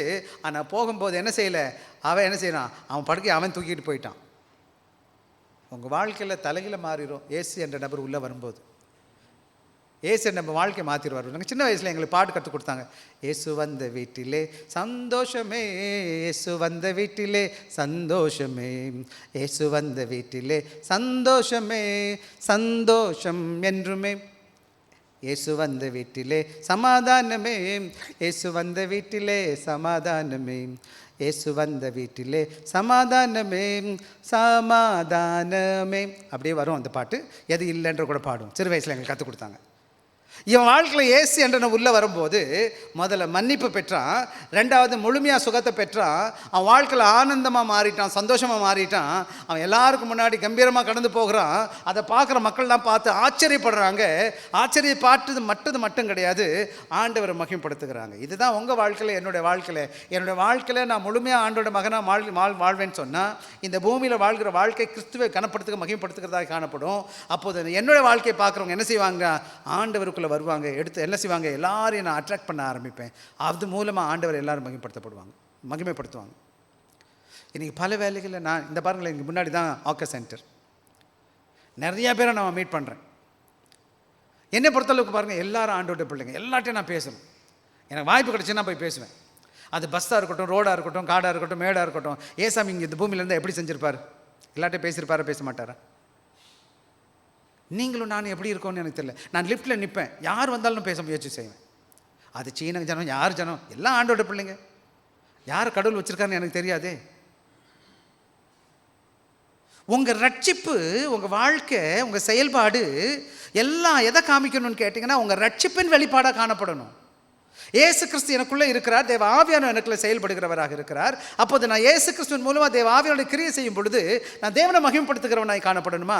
எனக்கு ரட்சிப்பு எனக்கு மாத்திரமா? என் ரட்சிப்பு எனக்கு மாத்திரமா, எல்லாருக்குமாப்பா? இந்த 4 பேருடைய விசுவாசம் இவன் வாழ்க்கையை மாற்றிருச்சு. அதான் இன்றைக்கி நான் என்னோடய தலைப்பு authority of Christ the power of ஃபெய்த்னு போட்டேன். என்னோட இயேசு கிறிஸ்து அதிகாரம் இருக்குது. ஆனால் அந்த அதிகாரத்துக்கு என்ன தேவைன்னு கேட்டிங்கன்னா அந்த 4 நண்பருடைய வல்லமை, விசுவாச வல்லமை. அந்த விசுவாசத்தின் வல்லமை இந்த மனிதனுக்கு சுகத்தை கொடுத்துச்சு. இந்த மகன் வாழ்க்கை தலைகளை மாறிடுச்சு. இன்றைக்கி உங்கள் வாழ்க்கையில் உள்ள விசுவாசம் உங்களோட நண்பரோட வாழ்க்கையை மாற்றும், உங்கள் குடும்பத்தை மாற்றும், உங்கள் எதிர்காலத்தின் தேவைகளை மாற்றும். நீங்கள் எங்கே போனாலும் ஆண்டவரை கனப்படுத்துகிற ஒரு பாத்திரமாக தேவன் பயன்படுத்துவார். ஆண்டவர் உங்கள் மூலமாக பலரை மகிமைப்படுத்துகிறதுக்கு பாத்திரமாக பயன்படுத்துவார். நான் வெறும் சபைக்கு வந்து கொஞ்சம் நேரம் உட்காந்துட்டு போகிறதுல ஒன்றும் கிடையாது அன்பான பிள்ளைகளே. என்னுடைய வாழ்க்கையில் நான் கற்றுக்கொண்ட ஒரே முக்கியமான பாடம், நான் தங்கமும் வெள்ளியும் கொண்டு போக போகிறது கிடையாது. இந்த பூமியை விட்டுட்டு நான் பரலோகத்துக்கு போவேன்னு சொன்னேன். அங்கே ஒன்று தான் வரும். என்ன தான் வரும்பா? யாருமா வருவா? நம்ம மூலமாக ரட்சிக்கப்பட்ட ஆத்மா தான் கூட வரும். இன்றைக்கி நீங்களாம் ஆண்டோட பிள்ளைகளாக இருப்பீங்கன்னா நீங்கள் எங்கே இருப்பீங்க? அங்கே பார்த்தா தோத்துறோம், ஐயா தோத்துறோம், வாங்க நாங்கள் நம்மளாம் பரலோகத்தில் சந்திப்போம். இந்த பூமியில் கொஞ்சம் காலங்கள் இருக்க போகிறோம். பரலோகத்தை தங்கம் போகாது, வெள்ளி போகாது, அங்கே இருக்கும், அங்கே குப்பையில் கிடக்கு. ஆனால் விசுவாச பிள்ளைங்க எங்கே போவாங்க? பரலோகத்தில் உள்ள பொக்கிஷம் என்ன தெரியுமா உங்களுக்கு? ஆத்தும ரட்சிப்பு. நீங்களும் நானும் ஆண்டவர் பள்ளியாக இருக்கணும். அதனால தான் லூக்கா வந்து சொல்லும்போது டைமில் நான் முடிக்க போகிறேன். என்ன ஆக இன்றைக்கி ஒரு சில காரியங்களை சொல்லிவிட்டு நான் முடிச்சிடறேன் நான். அதனால் அவங்க என்ன செஞ்சாங்களா, ஆச்சரியப்பட்டு பயந்து ஆச்சரியப்பட்டதுன்னு நான் பார்க்குறேன். அது மாத்திரம் கிடையாது, ஒரு சில காரியங்கள் வேகமாக நான் சொல்லிடுறேன். நம்ம இந்த பாடத்தில் என்ன கற்றுக்கொள்ளணும்னா, நம்முடைய விசுவாசம் எப்படிப்பட்டதாக இருக்கணும்னு கேட்டிங்கன்னா, செயல்படுகிற விசுவாசமாக இருக்கணும். என்ன எப்படி இருக்கணுங்கய்யா? சும்மா சும்மா தோத்துறோம் எனக்கு விசுவாசம் இருக்குது ஆனால் ஒன்றுமே நான் பண்ண மாட்டேறேன்னா அது செத்த விசுவாசம் சொல்லுவாங்க. யாக்கோபு தான் சொல்கிறாரு, செயல் இல்லாத விசுவாசம் செத்த விசுவாசம். அல்லேலூயா அல்லேலூயான்னு போட்டு என்ன பிரயோஜனம் இருக்குது? உங்கள் அன்பை, உங்கள் விசுவாசத்தை உங்கள் செயல் மூலமாக காமிங்க. ஏன் காமிக்க மாட்டீங்க? இங்கே பார்த்திங்கன்னா இந்த 4 நண்பர்களும் அற்புதமான ஊழியம் பார்த்தானுங்க. இந்த 4 பேர் வந்து கூட்டிகிட்டு வந்து என்ன செஞ்சானுங்க, இன்றைக்கி அவன் இந்த 4 பேர் எனக்கு தெரியாது. அவன் ஏயா பியா சியான்னு எனக்கு தெரியாது. ஆனால் அவன் என்ன செஞ்சான்னு எனக்கு தெரியுது. இன்றைக்கி நான் எங்கே இருப்பான்னு தெரியாது, நிச்சயம் பரலோகத்தில் இருப்பானுங்க. இன்றைக்கி நாம் அவனை பற்றி யோசிச்சுட்டு உட்காந்துருக்குறோம். இந்த திமிர்வாத காரணம் என்ன செஞ்சுருப்பான், ரட்சிக்கப்பட்டு அல்லேலூயா போட்டுட்டு இருப்பான் ஏசாமி பக்கத்தில். ஆக நீங்களும் நான் என்ன செய்யணும், என்னோட விசுவாசம் என்ன செய்யுதுன்னு கேட்டால், ஜெபிக்கிற விசுவாசம், மற்றவங்களை கடவுளுக்குள்ள வழி நடத்துகிற விசுவாசமாக இருக்கட்டும், செயல்படுகிற விசுவாசமாக இருக்கட்டும். 2வது முக்கியமான காரியம், ஆண்டவர் உங்கள் பாவங்களை மன்னிக்கிறார், அதே போல் மற்றவன் பாவத்தை மன்னிக்கிறார். ஆண்டவர்கிட்ட கொண்டு வாங்க. ரொம்ப முக்கியமானது என்னன்னு கேட்டால், நான் முதல்ல சொன்னது, என்னுடைய பாவம் உங்களுடைய பாவம், எவனுடைய பாவம் மன்னிக்கப்பட்டதோ மீறுதல் மன்னிக்கப்பட்டோ அவன். சங்கீதம் 32 வாசிப்போம். எனக்கு டக்குன்னு வாசிங்க, நேரம் இல்லை, வேகமாக முடிப்போம். எவனுடைய மீறுதல் மன்னிக்கப்பட்டதோ, எவனுடைய பாவம் மூடப்பட்டதோ, யாருடைய பாவத்தை தேவன் மன்னாது இருக்கிறாரோ, அது தொடர்ச்சி வாசிக்க வேற நேரம் இல்லை. என்னுடைய ஆவிக்குரிய வாழ்க்கையில் நான் ரட்சிக்கப்படுவேன் அடையாளம் என்னன்னு கேட்டிங்கன்னா, என் தேவன் என்னுடைய பாவத்தை ரட்சித்திருக்கிறார், பாவத்தை மன்னித்துட்டார், நான் ஆண்டோட மகனாக இருக்கிறேன். பாவத்தின் சம்பளம் மரணம், ஆண்டோட தேவனுடைய கிருபை வரமோ கர்த்தராகிய இயேசு கிறிஸ்துவில் வரும் நித்திய ஜீவன். எனக்கு நித்திய ஜீவனை கர்த்தர் கொடுக்கிறவராக. இன்னொரு முக்கியமான காரியம், இயேசு கிறிஸ்துவோட அதிகாரத்தை புரிஞ்சுக்கங்க அன்பான பிள்ளைகள். அவர் இந்த உலகத்தில் செய்ய முடியாத ஒன்றும் கிடையாது. ஆனால் அவர் செய்யக்கூடிய முயலேற பெற்ற ஆசீர்வாதம் என்னென்னா, என்னையும் உங்களையும் அவருடைய மகளாக மாற்றினது. இன்றைக்கி நானும் நீங்களும் இயேசு சாமி பிள்ளையாக இருக்கிறோன்னா அதுக்கு முக்கியமான காரணம் ஆண்டோட கிருபை, அவரோட வழிநடத்தல், என்னோடய வாழ்க்கையில் தேவ ஆவியான ஒரு செயல்பாடு. விசேஷமாக எபேசியர் 2வது அதிகாரம் வீட்டில் வாசித்து பாருங்கள். நம்மளாம் மரித்து போயிருந்தோம். நம்ம இந்த திமிர்வாதக்காரன் எப்படி இருந்தான், ஒன்றுமே செய்ய முடியாதவனாக இருந்தான். ஆனால் இயேசு கிறிஸ்து வரும்போது ஆவியானோட வார்த்தை சொன்ன உடனே, கடவுளோட வார்த்தை ஆவியானோட கிரியை செய்தார். உடனே என்ன செஞ்சான், எந்திரிச்சான், நடக்க ஆரம்பிச்சிட்டான். 4வது என்ன பார்க்குறோன்னு கேட்டிங்கன்னா, நாம் ஆண்டவரை கனப்படுத்துகிறவராய் we must glorify Christ God. ஆண்டவரை கனப்படுத்தணும். இந்த உலகத்தில் ஒரே ஒரு நோக்கம்தான் இருக்குது. இந்த உலக வாழ்க்கையில் நான் எதை செய்தாலும் ஆண்டவரை மகிமைப்படுத்தணும். ஆங்கிலத்தில் 1 Corinthians 10:31 வாசித்து பாருங்கள். என்ன சொல்லுது, நீங்கள் குடித்தாலும் புசித்தாலும் எதை செய்தாலும் கர்த்தருடைய நாம மகிமைக்காக என்ன செய்யணும், நானும் நீங்களும். சரி, whether you like it or not, whether eat, whether you drink. ஏன் ஈட் அண்ட் ட்ரிங்க் எதுக்கு சொல்கிறாரு? எது சாப்பிட்டாலும் குடித்தாலும் சொல்கிறாரு. எதுக்கு சொல்கிறாரு? ஏன்னா அதை தான் டெய்லி நான் பண்ணிட்டு உட்காந்துருக்கேன். டெய்லி சாப்பிட்றேன், டெய்லி தண்ணி குடிக்கிறேன். அந்த தண்ணி குடிக்கிறது கூட என்னவா இருக்கணும், கர்த்தரை மகிமைப்படுத்துகிறதாய் காணப்படணும். எதை செய்தாலும். ஆக நீங்களும் நானும் ஆண்டவர் கனப்படுத்துவோம். அது மாத்திரம் கிடையாது, சில காரியங்கள் நம்ம என்ன செய்ய போகிறோம்னு கேட்டிங்கன்னா, எக்ஸசைஸ் ஆக்டிவ் ஃபெய்த். என்ன பண்ணணும், நானும் நீங்களும் விசுவாசத்தை செத்த விசுவாசமாக இருக்கக்கூடாது. Not dead faith. தேவ ஆவியானவர் எனக்குள்ளே, தேவ ஆவி, அந்த ஹோலி ஸ்பிரிட் ஆவியானவர் எனக்குள்ளே இருக்கிற, அவர் கிரியை செய்கிறாருன்னு வச்சுக்கோங்களேன், நான் என்ன பண்ண மாட்டேன், இருக்க முடியாது. வெளிச்சம் என்ன செஞ்சுருக்கணும், லைட்டு போட்டோன்னே லைட்டு என்ன செய்து பண்ண, வெளிச்சம் கொடுக்குதா கொடுக்கலையா? வெளிச்சம் கொடுத்தாதான் லைட்டு. வெளிச்சம் கொடுக்கலன்னா அது லைட் இல்லை. கிறிஸ்தவனாலே கிறிஸ்துவை வெளிப்படுத்துகிறவனாய் காணப்பட வேண்டும். அதுக்கு தான் தேவ ஆவியோட பலனும் கடவுள் கொடுத்துருக்கிறார். அதுக்கு தான் தேவ ஆவியோட அனுகிரகத்தை கர்த்தர் கொடுத்துருக்கிறார். தேவ ஆவியான கூட பேசுவதற்கு முக்கியமான காரணம் என்னன்னு கேட்டிங்கன்னா, நான் செத்தவனை போல வாழ்கிறதுக்கு கிடையாது. நான் செத்த நிலையில் இருந்தவர் தான் ஆவியான உயிர்ப்பித்திருக்கிறார். அது மாத்திரம் கிடையாது. 2வது முக்கியமான காரணம், எல்லாத்துக்கும் மேலே என்ன ஆண்டவர்கிட்ட கேட்கணும், இந்த சரீர சுகத்தை காட்டிலும் ஆண்டவரே ஆவிக்குரிய ஆற சுகத்தை தாங்க சுவாமி, உள்ளான சுகத்தை தாங்க சுவாமி. 2வது அதையும் கொடுங்க, கேட்டுக்கலாம். எனக்கு சுகவீனமாக இருக்குது, ஆண்டவர்கிட்ட கேட்கலாம். முதல்ல நானும் ஆண்டவரும் சரியாயிடணும், என்ன ஒப்புரவாயிடணும். அது மாத்திரம் கிடையாது. ஜீசஸ் இயேசுவால் கூடாத காரியம் ஒன்றுமில்லை. பாட்டு மட்டும் பாடுறோம், கூடாதது ஒன்றுமில்லையே, கூடாதது ஒன்றுமில்லையே, என் இயேசுவால் கூடாதது. பாட்டு மட்டும் பாட்டுனா பத்தாது. கூடாது ஒன்றுமில்லைன்னு நம்பணும், விசுவாசிக்கணும். அதை என்ன செய்யணும், என் வாழ்க்கையில் நடைமுறைப்படுத்தணும். என்னுடைய ஆண்டவர் எல்லாத்தையும் செய்கிறார். அது மாத்திரம் கிடையாது, எல்லா காரியத்திலும் நான் ஆண்டவரை கனப்படுத்துவேன். இன்றைக்கிருந்து தீர்மானிங்க. வேலை பார்க்கும்போது, போகும்போது, வரும்போது, ஆண்டவரே நன்றி அப்பா, உமக்கு மட்டும் மகிமை, உமக்கு மட்டும் கனத்தை கொடுக்க போகிறேன், உமக்காக வாழ போகிறேன். இந்த பூமியில் கொஞ்சம் காலங்கள் இருக்கிறேன், 60 வருஷம் 80 வருஷம் எனக்கு தெரியாது எத்தனை வருஷம்னு. எனக்கு கொடுத்த நாள் இன்றைக்கோ நாளைக்கோ நாளை கழிச்சோ இன்றைக்கி ஆண்டோட வருகை இருக்குமானா ஆண்டோட சித்தத்தை செய்ய எனக்கு கடவுள் கிருபை தரட்டும். எனவே நாம் என்ன செய்ய போகிறோம், முடிக்க போகிறேன். அப்புறம் இன்னொரு முக்கியமான காரியம், இந்த இடத்துல நம்ம கற்றுக்கிட்ட பாடம், இந்த 4 நண்பர்கள் என்ன பண்ணாங்க தெரியுமா?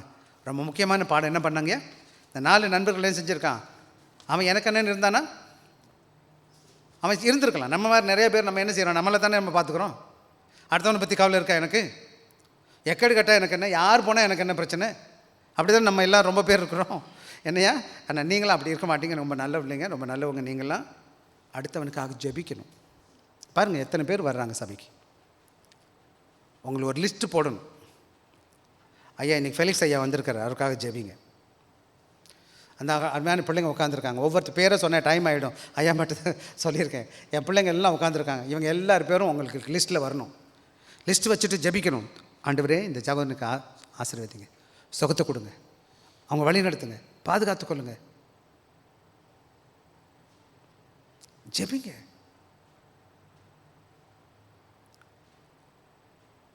ரொம்ப முக்கியமானது, நம்ம ஜெபிக்கணும், ஆண்டவருக்கு பார்க்கணும். எனவே இங்கே முடிச்சிடறேன் நான்.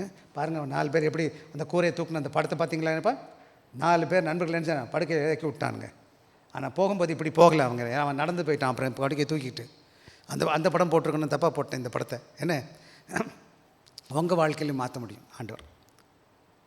உங்கள் மூட்டையை தூக்கிட்டு நீங்கள் நடந்து போகணும். உங்கள் வாழ்க்கையில் சொந்த காலில் நிற்கணும். உங்கள் வாழ்க்கையில் உயர்த்தப்படணும். இந்த உலகம் உங்களை பார்க்கணும். டேய் இப்படி இருந்தால் எப்படி ஆகிட்டான்டா, இப்படி கஷ்டப்பட்டான், இப்படி இருந்தான், ஐயோ நல்லா இருக்கானே இன்றைக்கி, சந்தோஷப்படணும் மக்கள் உங்களை பார்த்துட்டு. அதன் மூலமாக ஆண்டவருடைய நாமம் மையப்படுத்தப்படும். சொன்னது நான் புரியுதா? நான் சொன்னது ஏதாச்சும் புரிஞ்சிச்சாயா? ஏதாச்சும் புரிஞ்சிச்சா உங்களுக்கு? ஏதாச்சும் நான் சொல்கிறது புரியுதா? நான் பேசுகிறது புரியுதா உங்களுக்கு? புரியலன்னா வாங்க நம்ம பேசுவோம். என்னோடய நோக்கம் வந்து கதை சொல்லிவிட்டு எந்திரிச்சு விட்டு போக சொல்கிறதில்ல. புரிஞ்சிச்சுன்னா என்ன பண்ணணும்? இப்போ கீழ்ப்படியணும். என்ன பண்ணணும்ப்பா? ஆண்டவரே எனக்கு கிருபை தாங்க, கீழ்ப்படிய. வாங்க கண்ணபடி ஜெபிப்போமா? சுவாமி இந்த வேலைக்காய் நன்றி, இந்த வார்த்தையை கேட்க கிருபை தந்தீர், அதற்காக ஸ்தோத்திரம். அதுக்கு கீழ்ப்படிய மனப்பக்குவத்தை தாங்க. எல்லாரோடும் இந்த கிருபை இருக்கட்டும். அவருடைய தேவைகளை சந்திங்க.